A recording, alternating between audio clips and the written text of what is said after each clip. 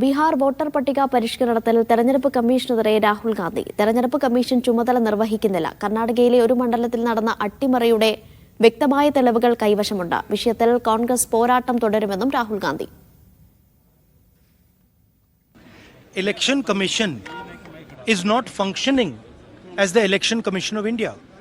Today they have made some statement. This is complete nonsense. Right? The fact of the matter is that Election Commission is not doing its job. Now we have concrete 100% proof of Election Commission allowing cheating in a seat in Karnataka. Not 90%. When we decide to show it to you, it is 100% proof.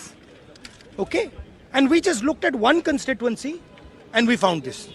And I'm absolutely convinced that constituency after constituency, this is the drama that is taking place. PR Aravind വിവരങ്ങൾ നൽകും. അരവിന്ദ്, പാർലമെന്റിൽ ഉൾപ്പെടെ പ്രതിപക്ഷം വലിയ പ്രതിഷേധമാണ് ഉയർത്തിയത്. രാഹുൽ ഗാന്ധിയുടെ പ്രതികരണം എന്താണ് വിഷയത്തിൽ?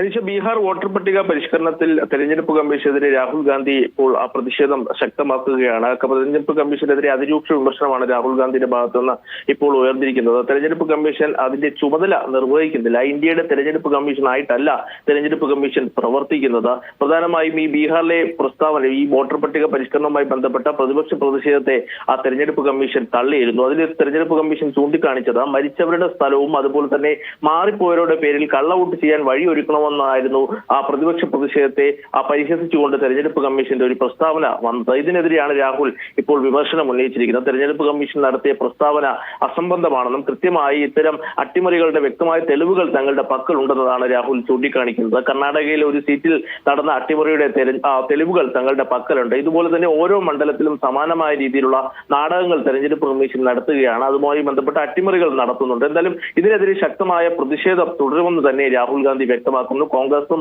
ഇന്ത്യ സഖ്യവും ഇതിനെതിരെ പോരാട്ടം തുടരുമെന്ന് രാഹുൽ വ്യക്തമാക്കിയിട്ടുണ്ട്. എന്തായാലും ഇതിന്റെ ഭാഗമായവർ, ഈ അട്ടിമറിയുടെ പിന്നിൽ പ്രവർത്തിച്ചവരെ ഒരു തരത്തിലും രക്ഷപ്പെടാൻ അനുവദിക്കില്ലെന്നും രാഹുൽ ചൂണ്ടിക്കാണിക്കുകയാണ്. അനീഷ.